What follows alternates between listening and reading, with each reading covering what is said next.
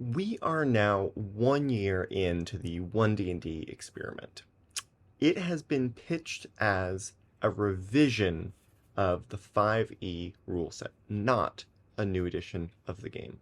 I kind of got the sense that beyond just like the cash grab nature of wanting people to buy more books, that there were like things that bothered the designers that kind of like bugged them about 5th edition, and that just so much time had gone past that they were like, all right, it's time to address this. I think we can see this most clearly in Tasha's Cauldron of Everything, where they changed a bunch of the core rules, and they made those racial stats floating, and they introduced a bunch of optional rules to like the sorcerer and the ranger. But that's all you can really do with an extra book like that. That's as far as you can take it until you have to go back and change the underlying rules of the game. And that's kind of what I think this started as. The decision to incorporate player feedback, for better or for worse, is where this whole effort seems to have diverged from the plan. Now what they have to do is they have to create these batches of content small enough for players to wrap their heads around and put them out there and give it time for playtesting, and then give it time for feedback, and then they themselves need to take time to go through that feedback and take time to make revisions and take time to playtest, and then more batches. Contrast this with how like a work project, maybe in an office or in software or something would work. These iterations would be happening potentially every week, right? Or maybe on a project-wide basis. Over the course of a month, you'd get the entire project iterated on once. This pace is much, much slower than that. We are now 2/3 of the way through the time allotted for playtest feedback, and we've only seen most of the classes once. So that means in all likelihood, these classes are going to get 2 public versions in the playtest, and then that's it. We are iterating once and then maybe again, and we are done. So even though just a few months ago I was like, what is One D&D? I don't understand this project, like I don't understand what's going on. And then I kind of got it with playtest 5. Now playtest 6, I'm like, we are coming up on too late to make changes. We are closing, and Jeremy Crawford said as well that they were switching from big, bold new ideas to tinkering with what they've got. We're actually nearing the end of the first chapter of our playtest process, which was the sort of let's see what the appetite for change is. And I'm frustrated by that. So I think there's 2 points that I really want to make in this video, right? And firstly, that is what One D&D should have been from my perspective, what I would have liked to see from something like One D&D. And then secondly, the big question, right, is are these new books going to be worth it? On the first point, I want to look at 3 classes: the Druid, the Warlock, and the Rogue. The Rogue is honestly like what sparked this video in me, because I was really excited by it. It was a whole new system for the class with incorporation into the subclasses, a lot of creativity and like choice available in the like turn-by-turn playability of the Rogue. A real top to bottom redesign of how this Rogue is going to be played at the table. And it left me wondering, why didn't we do this for other classes? The Ranger is barely changed. The Paladin, for the most part, is barely changed. The Monk, the Bard, these classes have so few changes, and actually playtest 6 reverted more changes. That is, took changes that they had made in previous playtests and took them back. They reverted more changes than they made overall in playtest 6. Which is wild! To revert so many things. A lot of them went back to 2014 versions, some of them went to like new versions, and that is fine. They're throwing new ideas at the wall, but in a playtest where you're getting 1 or 2 iterations, to have the second iteration be mostly back to 2014 is such a waste. And then I thought about the Druid. because the Druid in their first iteration in the playtest had a really major change. Their wild shapes were now going to be these template forms instead of combing through the monster manual and looking for beasts. And they were like, we've heard this problem, it's complicated to play wild shape. Druid is one of the less played classes in the game, and we think this is why. Here is our solution. And, it wasn't a great solution. They introduced this like channel nature, and then they really did not make good use of it. They introduced like the Find Familiar and the Healing Blossoms, and those things didn't scale in any way, and they weren't incorporated into any new subclasses. And like we only saw the Moon Druid, right? So they're going to be using the normal wild shape, but like we didn't get to see a land druid that used Healing Blossoms in like a fun, new, or interesting way, or introduced a new channel nature. And then their wild shape templates were like, let's face it, pretty bland, like pretty lame. And I think most of the community were like, this isn't it. So what do in the new playtest? They just go back to beast forms. They just go back to, hey, look it up in the book. The exact problem that we said that we wanted to avoid, we're just going to have that problem now. And yeah, they have their like prepared beast forms as a way of being like, you only need to keep track of like 3 or 4 and you'll have them ready. And like that is better, but it is still 80% of the problem that they had, right? Like if the issue is there's so many beast forms, people have to look them up in all these different books, like it's time consuming, it's frustrating. Like that's all still there. It's just implied that you do that out of game rather than in game because you have to prepare them. The template forms had issues, and I think there were possible solutions that could have improved on that process. But we took such a huge step backwards with this playtest 6 that it's like we're never going to get there. Right? Even if we all say like, no, we don't like the beast forums in this playtest, like whatever they jump to next is still going to be off because they're making these huge leaps.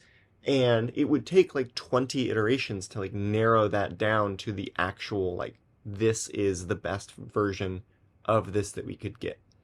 And we're not going to get 20 iterations. It's just not going to happen. And then let's talk about the Warlock, right? Because the Warlock, they were like, we're going to change things. We think it is a problem that pact magic is this weird separate system for magic. It's confusing to have new players be like, there are non-casters and half-casters and full-casters, and also Warlock, and Warlock's weird. And Warlock has weird rules when it comes to multiclassing, but also it's one of the most common classes to multiclass. And like, they were like, we're going to do away with that. It's going to be a half-caster now. Like, that is our solution for the Warlock. And people didn't like it. And I kind of thought that they would maybe make some fine-tuned revisions, possibly with the Mystic Arcanum system. A lot of people didn't like how they kind of like was an obligatory use of a bunch of your Eldritch Invocations, and I was like, maybe they'll do something like that. And then I saw this new Druid, and like I think we're probably just going back to pact magic, right? Because that seems to be the way this works, is they throw something out there, they really like spaghetti on a wall, they just go like, what about this? And then we go, no, and they go, never mind, the 2014 version it is. And how is that the system that we're using to build this revision of the game? It is very frustrating. So it seems like this new set of books is really going to be quite similar to the 5e 2014 version, with some tweaks to each of the classes, whatever was like popular to put in, these tiny little changes. And I'm just so disappointed that OneD&D wasn't early on like, hey everyone, here's a survey about all the 5e classes and subclasses and feats and stuff like that. It's a long survey, but we're making some revisions to the books and we want to know what you guys think. And they take all that feedback and then they go, okay, we've released a new version of all the classes, right? All the classes, a bunch of different feats, all the spell lists. Here's a new version of the game. What do you guys think about all this? And we go in and we put in our feedback, and then based on what is like a big no or a big yes or whatever, they work through like the most hotly debated things and kind of change those until we get to a new system, right? Why wouldn't you, as game designers, design a new game and then get feedback on that whole thing? Because if you had laid out the first version of all of these classes, right, I think we probably could have seen iterations on the Druid a lot sooner. We could have seen iterations on the Warlock a lot sooner. But because it's coming out in playtest 6, and I don't think we're going to make it to playtest 10, this is it. We tried it, it didn't work. We're just going to not revise that class. And that's nothing. It's just so nothing. Instead, we have to move on to our second question, which is, are these books going to be worth the money to buy in a year from now? They have some common sense wording changes that are good. They've streamlined a couple things. They've made certain mechanics clearer, labeled things that need labeling. They've even seemed to put some work into having a little bit more of a unified structure for casting, right? Spell casting. They've incorporated a lot of popular house rules. The new weapon mastery system is definitely a benefit to the game, and all of the classes got a little bit of a buff. However, outside of these minor changes, there is no new game here. The classes will play pretty much the same. The characters are going to look very similar. Mechanics will be more or less the same. And I think the answer will really depend on how you play D&D and how your group plays D&D. If your group, your DM, is planning on throwing out 5e and switching entirely over to One D&D, then yeah, I mean, you're gonna need the book in order to keep up and play with your friends the way that they want to play. Now, hopefully, you guys are sharing a book or something like that, but there are groups out there that, before we've even seen the final version of a lot of this stuff, have committed to switching over to One D&D once it's out. And if you're in one of those groups, you're going to get dragged along. I also think there are probably a few groups out there that are planning to switch over to the new virtual tabletop when that comes out on D&D Beyond. And they're actively developing it with the new One D&D changes in mind. And if you want to play that, you're going to have to buy the One D&D book for D&D Beyond, right? And get access to all that content. And that's just, kind of the price you pay for using the new tool. And the new tool looks kind of interesting. I think it'll be helpful. I could personally see myself running some games in that in the future. But what if your group is going to be hybrid? What if your group is like, we're running a 5e game, but you're welcome to build characters in One D&D if you want to, and then bring them to the table? What if you're in that situation? I personally think it's going to be confusing. I think it all depends on how your group solves the backwards compatibility issue. Does your 5e character's axe not have the weapon mastery property, but if you throw that axe over to your fighter, then they grab the axe and they get the weapon mastery property? Is that how we're doing things? Are we bringing weapon masteries in for everybody? In that case, is it a One D&D game that allows 5e characters? Does the 5e character get to benefit from weapon mastery? If a 5e character takes great weapon mastery, right, is that just not available to the One D&D characters at the table? Are we playing with those options for feats or not? And what about, if they have rule changes to critical hits, right? You're going to have to decide which one of those sets is happening. But okay, your group solves the backwards compatibility issue. You decide how you're going to run all of these different edge cases. It's a hybrid table. Well, there's no doubt that the One D&D classes are more powerful. They just are. They're better at doing high numbers of damage. And now this is something I think gets buried, especially in the online discourse about D&D. So I want to make my position on this extremely clear. It does not matter, in absolute terms, how much damage you do.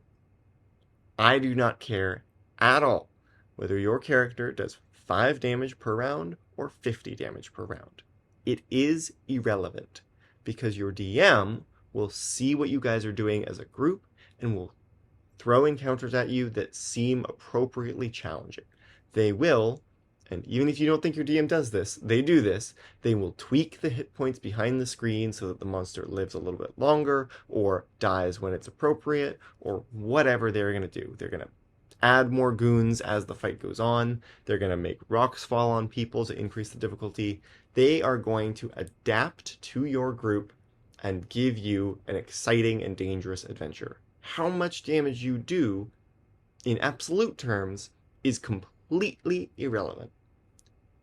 However, how much damage you do in relative terms does matter.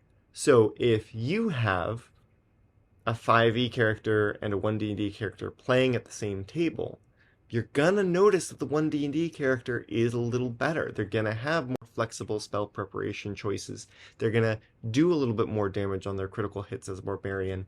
They're gonna have those weapon mastery properties. They're gonna be able to make better use of their second winds or their pact boons or whatever. They're gonna be outshining the 5e characters at the table, and that's gonna feel bad. So I do think if you're playing in a hybrid game, you're also going to need the 1D&D books. And that's not because it matters how much damage you do. It's because, frankly, your party members will be benefiting from these things, and you won't if you're playing a 5e character. But maybe you're not in any of those groups. You're not going to use the VTT. Your DM is not switching to 1D&D. You are not playing at a hybrid table. Should you try to convince your party and your DM and whatever to switch over to the new system? I'm having a hard time justifying that. I know for me personally, I DM for a rotating cast of like 10 players. And of those 10 players, like 3 of them are even aware 1D&D is going on. And of those 3, they don't keep up with the changes outside of these videos, right? They're not paying attention. They don't really care. And am I going to go to that group of players and be like, we're doing a new thing, a new rule book, like everybody get it, buy a new thing, everybody learn these new systems, they're just like the old systems, but there's little changes and you got to remember all of them, and like, that's the way we're playing now. I'm not going to do that. I don't see why I would do that. There's nothing in here that is significantly more fun as a system than the 2014 version. I know a lot of people out there are exploring other TTRPGs, and that's awesome, and that's super great. And I know that a lot of people are making like a principled stand against 1D&D, and they're like, this is a cash grab, and like, I'm not going to switch over, and that's, fight on. But I think more importantly, it's just not really worth the effort to switch over in the version that I'm seeing come together. The quality of life improvements, which is really what is at the core of the value of this new edition, the quality of life improvements are just not that strong. But there is something that could change my mind that we just haven't seen yet. There is a second book coming out as a part of the 1D&D playtest. This is a book no one has seen even a single sentence of, but it's scheduled for concurrent release with the new Player's Handbook. And that's the new DM's Guide. It is no secret that a huge amount of 5e is based on somewhat arbitrary DM rulings, and that there's not a ton of support out there to help DMs create new and interesting encounters, or balance their encounters, or make these rulings with a sufficient amount of like rules-based evidence. And the existing DM's Guide is a lot about like homebrewing world building lore. And homebrewing adventures is something a lot of people do, and world building is fun, but I don't think you usually need help with world building. What you need help with is creating adventure structure, creating encounters that are interesting and dynamic and use the environment and have little MacGuffins and different win conditions. You need adventures that can adapt to what your players have and have like levels of options available for DMs that might not intrinsically understand what a rogue is capable of, or what a druid wants to be doing, or how to make use of a ranger's favored terrain. If the new DM's Guide actually provides tools for supporting DMs in doing this, if they make DMing easy and fun, they provide guidance on how to balance railroading through prepared content with improvisation, if they create new ways of helping push your party and making the adventure feel dangerous, I could see wanting to switch over, especially if the DM's Guide is intrinsically linked to some of these new features in a way that you can't just pick up the DM's Guide and run with that. It's in some way related to the new classes and the new Player's Handbook. Maybe this is about providing marshals new ways to use their weapon masteries, or casters to use their new utility spells, or teams to just use teamwork and work collaboratively to take down an opponent. Right? This is the kind of thing that could get me on board with the new system. So here's where I stand. Because of the extremely slow rate at which feedback is incorporated and the very wild swinginess of the revisions we've seen to these classes, plus the perplexing lack of any real meaningful class redesigns that show thought and effort, the new One D&D Player's Handbook is probably not worth the money. Or even just the time, even if you can get the book for free, right? That even just the time to learn and understand the new system might not be worth it for your entire group of players. It'll be necessary for groups that have already committed to switching or are planning on using D&D Beyond's new tools, or even hybrid groups. Maybe you are going to need to learn both systems in order to run a hybrid table. But this entire project could be saved with a new set of DM's tools that really work to bridge the divide between players and DMs, create more DMs for the game, and overall create a healthier balance of DMs having fun and players having fun and really immersing people in their adventures. But Wizard of the Coast is rapidly running out of time to unveil this mystery silver bullet. We need to start seeing this DM's guide. That's it. That's the video. I'll see you guys next week with one of my regular build videos.